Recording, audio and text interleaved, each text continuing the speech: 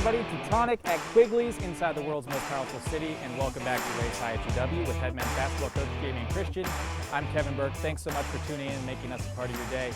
Coach, let's talk holidays, because the holidays are here. We got Christmas in a couple of weeks. We got New Year's coming up. Let's start. How are you celebrating Christmas this year? Well, it's a different Christmas for everyone, and excited. My son will be with us this Christmas. My wife and I will. We usually wake up a little bit after him. I mean, he's usually pretty ready to go about 6 a.m.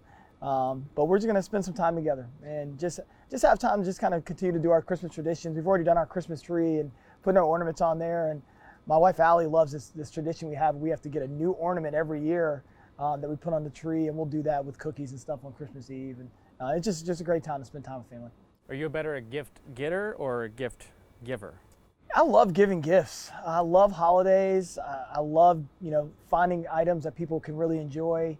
That moment when you give someone something that they're surprised about, and they just have this smile on their face. And then, I don't know if there's anything better than that. So I really enjoy giving gifts myself. Without giving away what the gift would be, is there a surprise that you're really proud of this year? Ooh, I think my wife's gonna be really excited about her gift. I mean, one of the things that happens when you change job opportunities and you're a coach's wife, all your jewelry has to match the color. So, each holiday over the last few years, we've been alternating different color sets. So I'm excited to kind of get her up to speed with the buff and the blue. When you were a kid, did you have a favorite Christmas gift or a Christmas that stood out? Oh man, our Christmases were amazing. I grew up in a small town in New Kent, Virginia.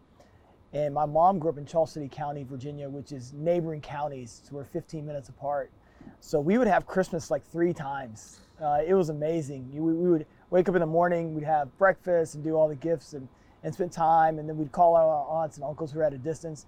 And then we'd go over to my grandmother's house, and we'd have Christmas there and celebrate with them. And my other uncles would come over there, and then we'd travel to my mom's families, and we'd have a third Christmas over there. And all these Christmases were it's great spending time with family, but no one makes meals like your grandmother. And so the holidays are always such a special time, and a time when we really, as a family, really isolated ourselves and we really connected and we really enjoyed it. Talking about how great the holidays are, you're going to have your son Jacoy with you, who's basically like a mini-me. First of all, we need to get him on the show. He can take your segment here coming up in the conference season, I guess. What's on his Christmas list this year? This year he only had one thing really on there, and it was an Oculus, which is like a VR video gaming system. It's a little bit advanced for his age. So surprised that he really wanted that. But he's just an amazing spirit. One of the things when obviously you love your children and you're completely biased for good reason. But I always love his spirit. And whatever we get him, I mean, we could get him the smallest thing, and he would be so happy and enjoyed to have it. And it's always great when you have your kids around for the holidays. That's awesome. Let's switch gears a little bit. If you could ask Santa to bring one thing for your team this year, what would it be? What's on the GW men's basketball Santa list? We need toughness.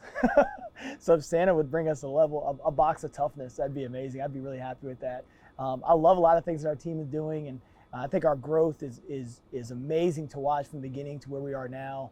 But that level of toughness that you only get by being in the battles, Santa brought us that'd be amazing. Are you a New Year's resolution guy in general? Like when you switch over the calendar, or we just moving on? Not really with New Year's. And, we try to live your life every day being at your very best. You're not needing to turn the page on something different. I understand that New Year's represents a new opportunity for a lot of people. And if that's what you need to start moving in a different direction, more power to you. And, just trying to be consistent with the way we live our lives every day. You kind of already answered this, but if you could have a New Year's resolution for your team, what would that be? I just want us to grow in our connectivity. I think that's really important. When you have a group of talented guys that, have all had success individually, the hardest thing is just getting them to grow together and to really enjoy that they need one another. And you only get that by playing in opportunities and playing in adverse environments, and we're getting a chance to do that every single day. So I think that connectivity is a New Year's resolution. I'll take that, and I think if we're able to do that, our team's going to grow exponentially. We're sending 2020 out the door, and I think we can all say good riddance, right, for the most part. But I know you're a guy that always likes silver linings, trying to find the positive. What are the positives you can take from 2020 and the growth that you had this year? Well, number one, we've got a talented roster that I think can compete now and moving forward into the A10. with our size, our athleticism, and all those things. So, 2020 has been great for that. And, as laying down a foundational piece in our second year, I'm juiced for the people that we have inside our locker room. And now we just get a chance to coach them, and it'll help those guys become the very best. It's interesting, while coaching is definitely your passion, you don't seem to define yourself as just a basketball coach. So how would you define yourself in your current role?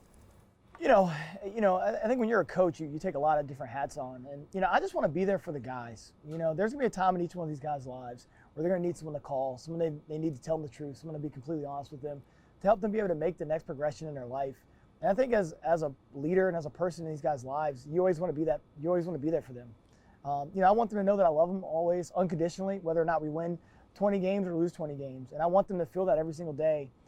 That's what we're trying to represent inside their lives. It's difficult because they're 17 to 22 years old, 17 to 23 years old, and they don't always feel like they need another person loving on them. But you just want to love on them enough so when something happens, they know you're there for them, and that's the most important thing you can do. Was there somebody that instilled that in you in terms of what you wanted to do coaching, that you value that so much? Yeah, I've been so fortunate. I've had so many amazing coaches. Obviously my father's a coach, my mom's a teacher, so she's like the first coach, I always say. But I've had so many amazing teachers, from Pat Flannery to Bob Johnson to Tony Shaver to Shaka Smart. I've just been, from Jim Phelan, who I played for, Milan Brown. I've been surrounded by love by my coaches, and that's the kind of environment we're trying to instill for our guys, and it's an environment that it's going to be really successful for us as we kind of work through some of the kinks. And I'm a mixture of all those guys and all those personalities, and I'm proud to say that. So taking it tangentially a bit, if you weren't coaching anymore, what would you be doing? Ooh, well, I mean, if I wasn't coaching, I'd probably be, I would think I'd probably be a journalist or a lawyer. I always thought about either writing a book or going to law school. So those are things I'm really passionate about. I think if you're a lawyer and you're on the right side of it, you get a chance to help people. You get a chance to change the world that way.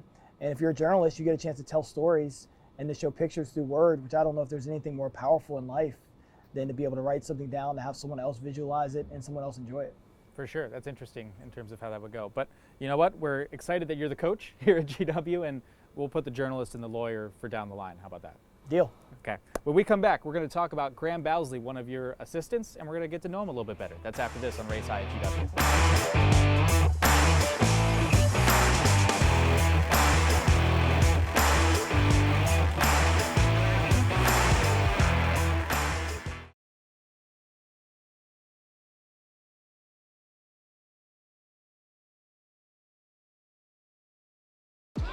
Do you miss GW basketball game days? Look no further than The Sweet Life. The Sweet Life is delivered directly to you and includes GW Adidas gear, GW branded game day essentials, your own fan cutout in the Smith Center, access to exclusive GW content, and so much more. Visit gwsports.com/sweetlife today and pick the package that's right for you.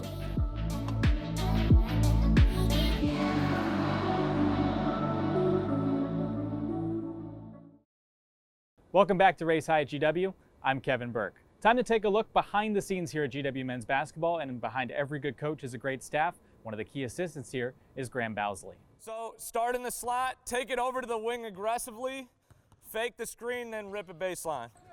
Good. North pass, pin down, and then shot. Good. Shot, and then we rotate a spot. North pass, pin down, you get a shot right here. Make sure you're catching, looking shot every time. Pass there. In our playbook, we have upwards of 300 plays, and we won't use all of them in any given game. We'll have a list of 25 for each game, and that's been one of the big emphasis this year. Not only the fast break, but getting to flow, and once we get the defense moving with a certain action, how can we attack and let all the guys play with their talent? Good. Good job, shot. Good, switch sides, be left.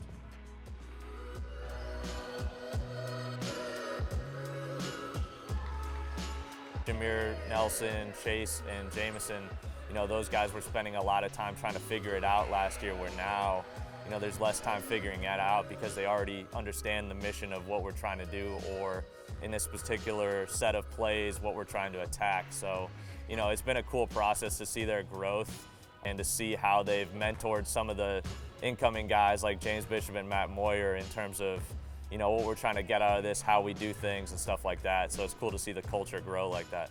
Good, catch, look, shot, 3-man, catch, look, shot, 2-man, catch, look, shot, rip it now. The nice thing is we have a bunch of smart guys that are self-starters, so we have a lot of good technology we use too, like just play. So we'll draw the plays, we'll put up video on them, and they're pretty good at picking it up and studying it and not needing a lot of reps because they put in that prep work early.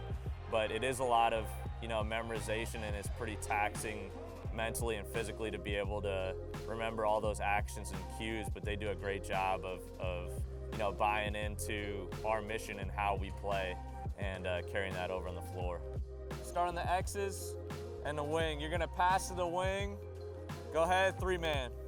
It's pretty impressive to see us put up 70 plus points pretty effortlessly this year, when we were averaging much less than that last year. So I think that's a tribute to our culture and our development and our growth as a program. Is the cameraman following you? Yeah, he's following me. So when I pass to you, you shoot it and you make it, okay? Jamie, we see Graham in your ear often during the games. How much of an impact does he have in terms of a game flow? Well, I love GB. Graham's just been amazing to us. I mean, our offense is just really, really good right now and has a lot of potential to continue to improve. Him and I sit down and we just go through it almost nightly. And this process started, about 4 years ago as we got together, and we really had a great chance as him being offensive coordinator, us working together. He's great to work with. He's got a great personality and understands what we need to do. Take us back to when you first met Graham and what caught your eye at first. Yeah, so Graham was a GA at VCU right after I left. And obviously when you work for Coach Smart and you're in this VCU basketball family, the Coach Smart basketball family, he has certain ways of trying to connect you with people. And so when we went to the Final Four one year, he calls me over and he calls Graham over and he's like, Graham, tell him about this offense, whatever. And so that's Coach Smart's way of telling me to hire Graham, right? So about 2 years later, and that, I know Coach Smart's his cues. So we spent about 2 years getting to know one another, and he was down at Rice, and then we had the opportunity at the Mount to bring him in with us. He was one of the first guys I wanted to when we had the opportunity, and I just love how smart he is. I think he's a smart guy. I think he's learned how to navigate himself in college basketball. Working for Bo Ryan and Mike Rhodes and Shaka Smart, he's got a great background on people. And he brings a quality to our program that's so fundamentally driven and fundamentally sound, and he's got a tremendous passion. So when you are in the course of a game with your ideal staff, with Graham on it, how much of an impact or how much of a control is Graham having as opposed to what you're controlling? Yeah, we do a lot of prep work in terms of picking out what offensive plays we're going to run each game. We're typically trying to run between 20 and 30 different plays each game, giving us a lot of variety, giving us a lot of options to give us an advantage to score. So Graham and I will spend, basically 72 hours before picking out the plays, talking about the things that we're looking for, talking about the different kind of matchups we're looking for on the other side of the floor. And then, he's in my ear about plays that he likes, and sometimes I take them and sometimes I don't. But we kind of go back and forth, and we just have a really great dialogue that we've developed over the last few years. And the dialogue just goes to, hey, maybe we want to run something right now, maybe we want to wait until later to run something, maybe we're trying to set our opponents up. But it's great to have someone that you can trust, that has a great feel for the offense and knows exactly what you need and knows how to get shots for the guys in the right spots on the floor. You mentioned trust. What are some other important attributes you're looking for when you're hiring assistants? Well, you want to have great alignment. The way we're going to attack things here at GW and the way that I believe we can someday win a national championship isn't going to be how it's looked for everybody else. And I think you have to be really comfortable with that. It's really easy to compare, but if you compare, you're only going to get what you've seen before. And what we're trying to do here is something that's never been done before. So you're looking for guys who have great alignment, the way that we use numbers, the way that we use data, and most importantly, how we interact with our people. I think that's extremely important. And so you want to have great alignment. I think number two, you want to have great loyalty. I think loyalty is very important, knowing that whatever we discuss, and sometimes a discussion is, it can be heated one way or the other and a decision has to be made, but just knowing that when you walk outside the office, that everyone's going to have complete loyalty in what we've got to do best. And I have that with Graham and with my assistant coaches right now. It leads me perfectly into my next question in terms of how often you disagree with the staff, but disagreements can bring about positive change, and as long as you leave it at the door and realize that it's all for the betterment, right? Yeah, I would say we rarely disagree. I think we have great discussion, and we try to have a staff and a program where discussion is a big part of it. I want you bringing different ideas to the table. Sometimes, we might not take your idea today, but it might be something 3 months down the road that we need in a certain kind of game. And so I want our guys constantly trying to find new ways to answer the questions and not being afraid to come to my office and talk to me about that. Again, I think that's really important. And as we're trying to find ourselves as a program and trying to establish ourselves, again, it's not going to look like anything that we've done, that someone else has done before. So the experiences that our assistants have at other places become very valuable, and I want to continue to make sure I'm empowering them to bring in diversity of thought into our conversations, into our work life. What's that dynamic like? Because you were an assistant before, and I mean, not every assistant wants to be a head coach, but some do. But when they realize this is their role, but they're also trying to further their own career. What's that dynamic like for you? Yeah, it's been a really long time since I was an assistant. I think I was an assistant, only a Division I assistant for 4 years, and then I was a head coach pretty quickly after that. So, I think the dynamic is like you want to always make sure you're supporting your head coach, and that vision that your head coach has. He's seeing it from a 30,000-foot view. And sometimes when you're an assistant, you're seeing it from a little bit lower view. And so just trusting your head coach and what he's seeing and doing what he asks of you, I think is really important. I would also I would say, for myself, like this level of experience and a level of patience, when you become a head coach, you recognize that you can't solve every problem today. And so it's often like, let's try to solve this problem now and try to figure the problem that's most important, that we can deal with more things. I think as an assistant, sometimes you can come in and you say, I've got 4 or 5 new things or 4 or 5 problems. I think as a head coach, you kind of recognize you can only do one thing at a time and you have more patience with it. We're going to move forward here with the staple of Race High at GW, rapid fire, but today it's assistant coach or staff edition. Okay. You ready? Love it. All right, here we go. Who's the funniest? We're starting off with a tough one. Lauren Shear's the funniest by far. Who's most likely to get teed up on the bench? Ryan Devlin. Quick answer on that one. It's almost happened several times this year. Best cook? Would definitely have to be Lauren as well. Lauren 2-1 over Devlin right now. Do you ever finish each other's sentences? Sometimes Graham and I are finish sentences. We've been together that long. Last one. I know we're not wearing suits and everything this year. Best dressed? I'm gonna go with Seth Jackson. Best dressed. There we go. I think he really brings it. He brings a nice feel to it. A little bit of flavor. So I like how Seth dresses. Coach, as always, we appreciate the time. Thank you so much. Up next, we'll talk with GW Gymnastics head coach Margie Foster Cunningham here on Raise High at GW.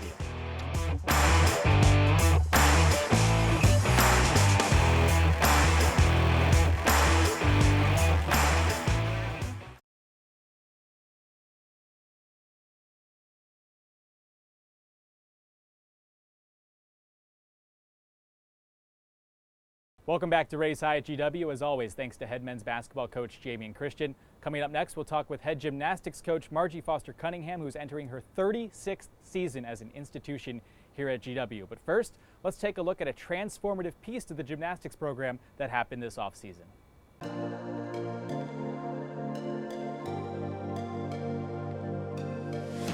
These 2 vehicles have really impacted our program, and I just can't say thank you enough.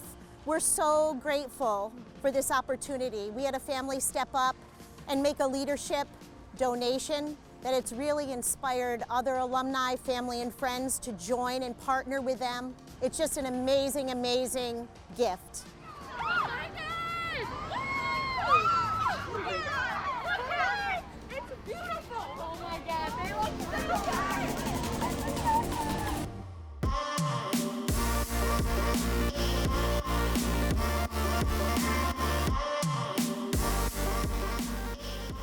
I'm most excited about the sunroof in the back. It gives a lot of sun, so when we're doing homework on the way to practice sometimes, and there's a very pretty TV in the front, so we can watch things on the way to practice. This means so much to us as student athletes, having these vans and then people supporting us and allowing us to ride in comfort and style to practice just means so much to us, and we are going to continue to carry this excellence legacy of GW Gymnastics. These vans mean so much to us. I mean, especially early morning teams, early morning practices. It's going to mean so much to get there safely, soundly, ready to work hard and work hard for our GW community. Margie, wow, you can really feel what makes GW Gymnastics so special watching that. I'll tell you, we do a really good job at GW teaching our student athletes how to give back, teaching them that they can make a difference, and that's an example of it. I mean, our alumni have come together with families and friends of our program and just made that terrific donation that's really enriching the lives of our student athletes here right now. And that's a tradition I'm really proud of. That giving back is just tremendous. Yeah, and another tradition that you've incorporated 36 years in is that there isn't really a GW Gymnastics alum that hasn't felt your presence. So how much do you really put an emphasis on alumni engagement and involvement? You have so many different types of athletes that come to your program, and you try to serve their goals while you're trying to meet your team goals and your program goals, and you try to do your best by every single athlete. And when you look at upwards to 80% giving back to from our alumni to our program, that's my report card. Like I really just look at that, and I'm so proud of that. And I just keep trying to do my best every day to make each one of their experiences something that has mattered to them, that they want to keep giving back to, and make this program something that other young student athletes can benefit from. So their engagement is just critical to the continued success of our program. And we see your alumni come back every single year in a very special meet to honor Lindsay Ferris. That meet's definitely more than a meet for your program. Oh, no question about it. I mean, Lindsay just exemplifies what it means to be a GW gymnast. Her attitude was phenomenal. Anybody that knows anything about GW gymnastics, attitude is everything for us. Her spirit was just contagious. I mean, her mindset of just team first.